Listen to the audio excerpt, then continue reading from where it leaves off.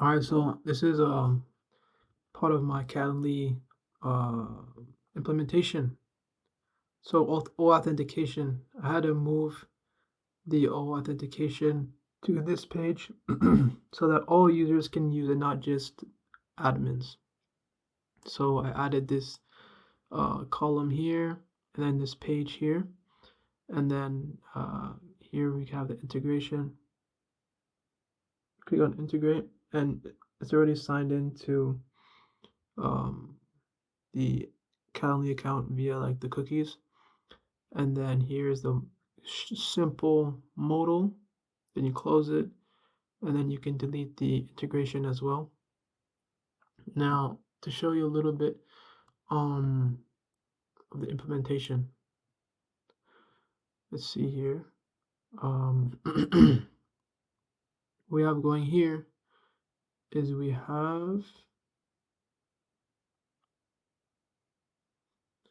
this is like the HTML here, just like simple HTML for the modal.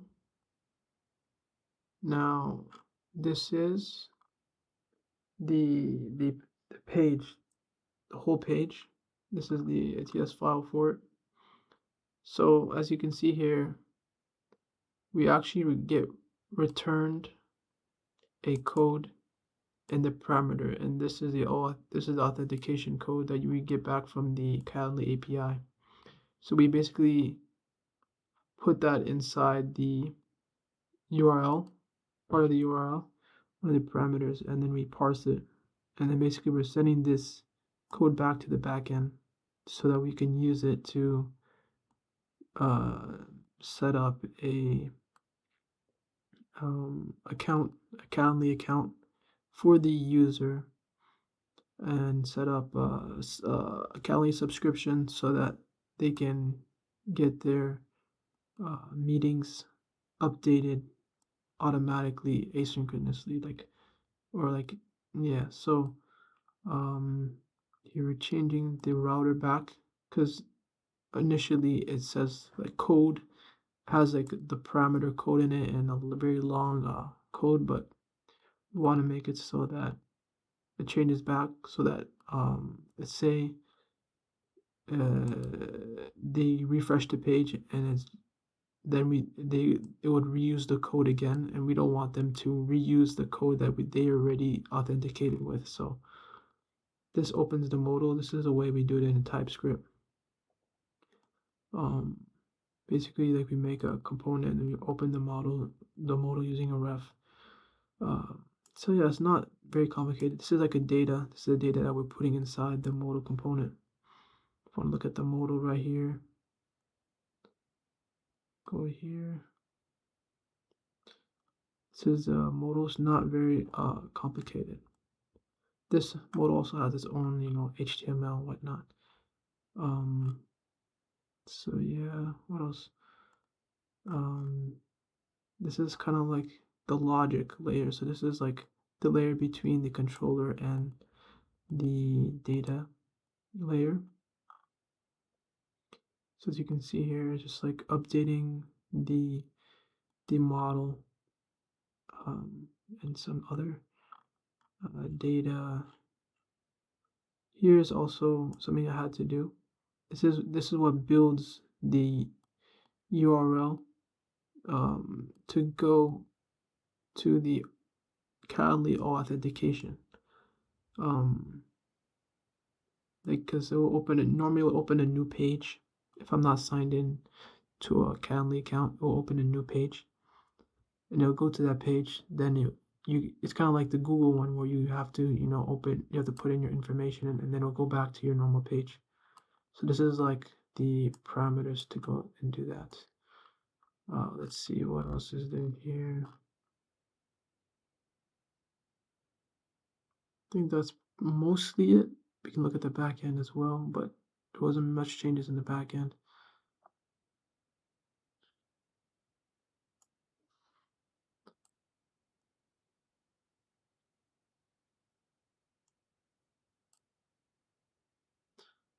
So it starts in the integrations controller. We have that all authentication that we're sending back to the backend. Go to the facade.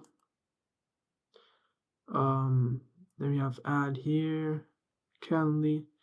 So basically what we're doing here, we're creating a Calendly account. As you can see here, and then we're getting the authentication tokens. Basically, because we're using the authentication token to get the authentication tokens. So the tokens is made up of, and see, these are like the app IDs. So when you create like basically an app in Calendly, these are like some different, configuration, like codes, basically whatever that you need to use to basically allow a user to subscribe to the Calendly webhook, basically. So yeah, you get those tokens, and then those tokens, we're encrypting those tokens. So one of the tokens is the access token, and then yeah, so like we're basically having to encrypt everything. Sensitive data, we encrypt it, and we don't share. We always encrypt it and decrypt it when we're using it. So now this goes back. This goes back to here.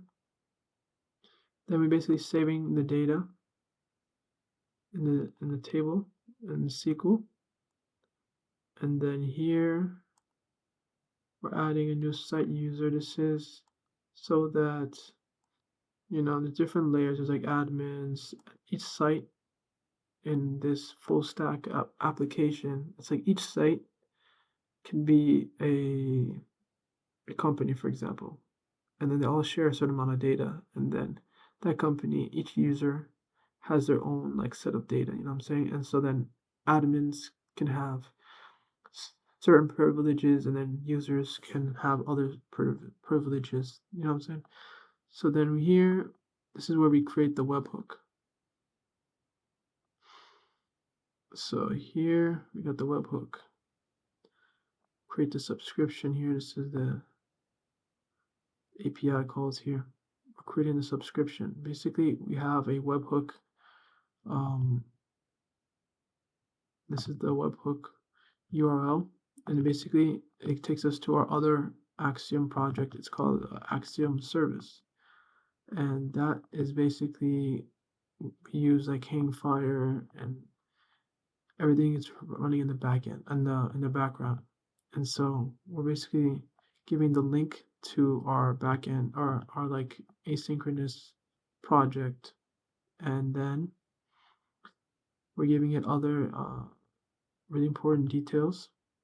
What type of information do we want to get asynchronously? So these are the different meetings. There could be like a meeting can be created or canceled. You have to specify the organization. And what else? So signing key. This makes it so that each user, when they create an account, they have a signing key, so that in our service project, we know that whatever API we're receiving is from someone that we know is already authenticated. We know that they're in our database. It's not some random person. So that gives us API security. And let's see here. So yeah, we just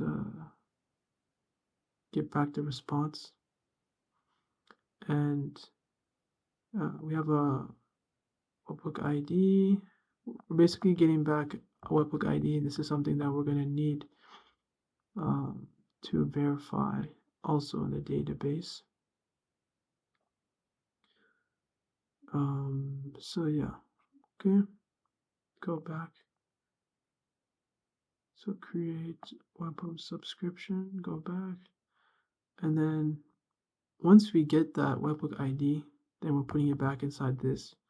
object, and we're sending it back to the database. So this it updates it in the database. And yeah, that's the most important implementation about. And there's also lots of implementation when it comes to, once we actually get a